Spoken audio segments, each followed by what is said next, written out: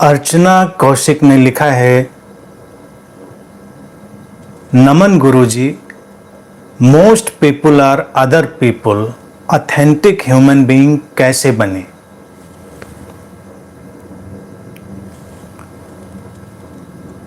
Most people are other people का अर्थ यही है कि व्यक्ति अपने भीतर एक भीड़ है।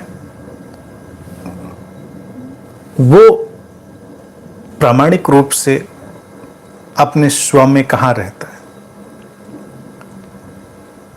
अलग अलग आवाजें हैं, अलग अलग लोग हैं जो जैसे हमारे भीतर प्रवेश कर गए हैं। वो सब अलग अलग आवाजें हमारे अंदर, अलग अलग छवियां हमारे अंदर तैर रही हैं। और उसी में पूछा है कि हम ऑथेंटिक ह्यूमन बीइंग कैसे बने। इस चीज को पहचानना, इसको पहचानना कि हाँ, वो भीड़ हमारे अंदर आती है, वो इमेजेस, वो छवियां तैर कर हमारे अंदर आई हैं।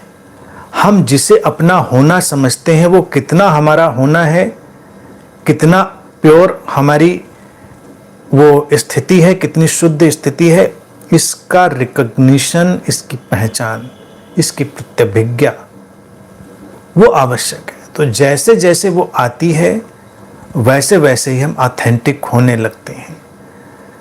और ये हर व्यक्ति को थोड़ी जांच पड़ताल करनी चाहिए, थोड़ा टटोल कर देखना चाहिए कि सचमुच में हमारे अंदर मौलिक रूप से हमारा कितना है और कितना सब बाहर से बहकर चला आया है, कितना इस बाहरी व्यवस्था ने हमको रच दिया है और कितना उस निसर्ग ने हमारे अंदर वो सब कुछ उतारा है जो इस शरीर मन के लिए अनूठा होगा। हर शरीर मन अपने आप में अनूठा है, अद्वितीय है। वो उस निसर्ग का, उस प्रकृति की रचना है। तो इसलिए हर शरीर मन के पास एक अनूठापन है, उसको तलाशना होता है। तो हम लेकिन पहला काम पहले करते हैं कि बाहर से आई हुई छवियों को हम पहचानना शुरू करते हैं। अपनी चॉइसेस में, अपने पसंद नापसंद में, अपने क्रिया प्रतिक्रिया में हमको देखना होता है कि हमारे ही भीतर से आ रही है या ये कहीं और से आई थी और हम उसको केवल जगह दे रहे हैं। इन सबको देखने से धीरे धीरे हम ऑथेंटिक, प्रामाणिक होने लगते हैं। प्रामाणिक होने का क्या अर्थ है?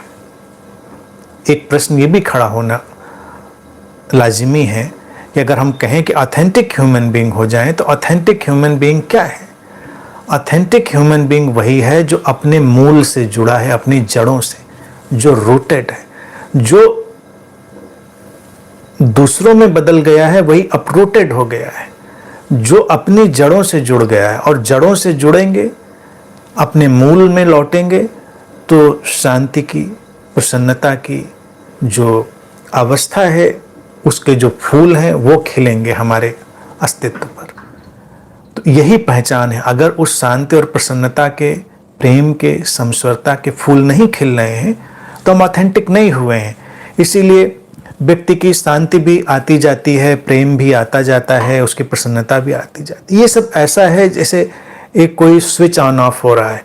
लेकिन जब हम प्रामाणिक होंगे तो ये बस रहेंगे हमारे साथ, ये कहीं जाने वाले नहीं, वो हमारा मूल स्वभाव बनेंगे।